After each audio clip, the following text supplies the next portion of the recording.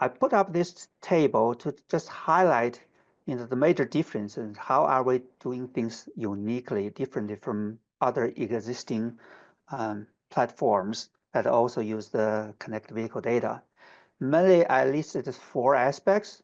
Looking at the resolution, most other platforms, for example, is aggregated speed, travel time, versus we can provide individual floating car type of trajectories.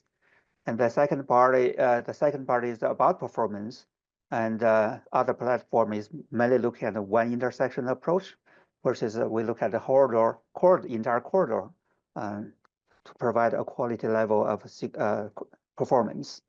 I think the most important part that we do here is that no matter how much data you have, what performance measures you can generate, if you cannot provide a solution in this case, and how do we improve our signal timing, then we really didn't reach our ultimate goal. So I'm going to use a real case to demonstrate all these 4 aspects.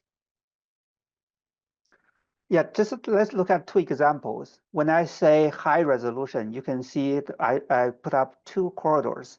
The left one has 14 signals. The right one has 6 signals. So for those who are not familiar with the signal timing, basically you see those just each line is like the floating car run. If you see a horizontal line, that means that's a vehicle stop. But you see the vehicles go through some signals, but then stop at others. Exactly, what's the quality level of this corridor? On the left side, you see more stops. On the right side, the 6 signals most vehicles can go through. And then performance at the bottom, this is what we provide. So the left one is B, means it's not so bad, but there's still room to improve.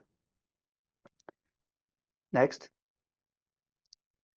And then we look at the 2023 and 2024 data. The reason we did that is, before 2024, that was owned by a company called Wejo, and then StreetLight took over. We just want to make sure we will get the same type of quality.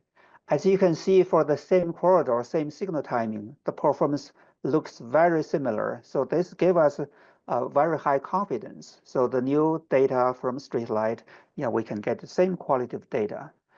Now the question is, well, those stops, if you don't know the signal timing information, you really don't know what is causing, what are the causes of those stops.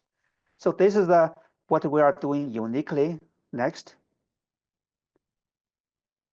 You can see we can lay the trajectories on top of the time-space diagram, which reflects your signal timing.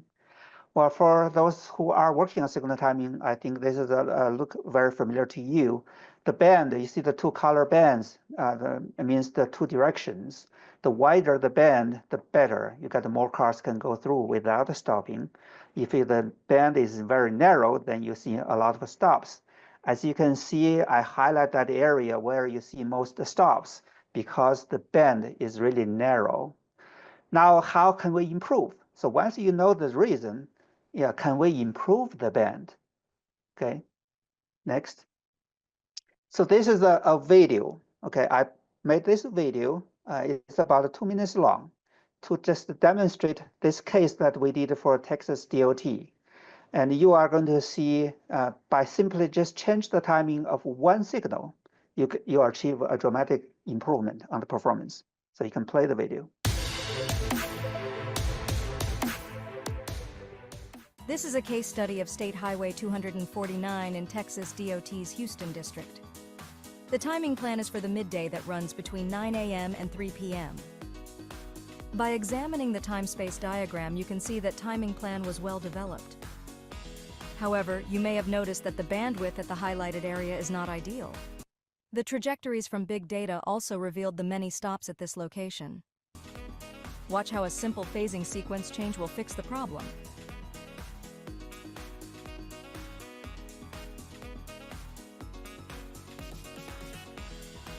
Let's watch a side-by-side before-after comparison.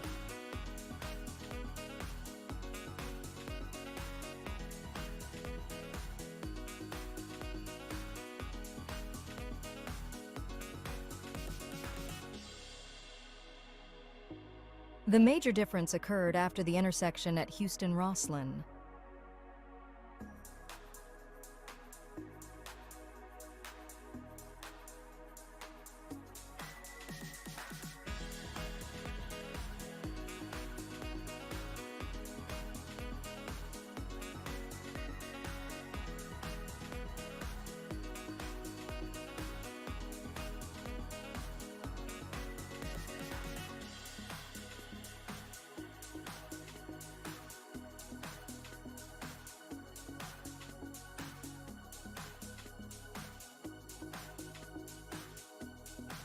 This simple fix resulted in travel time saving of 1 minute and 52 seconds. This is equivalent to annual economic savings of approximately $1.5 million.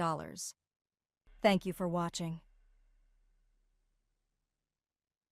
Yeah, that's a real case that we did, and using big data source for the on the performance part, and also we provide a timing solution, simple solution to improve it.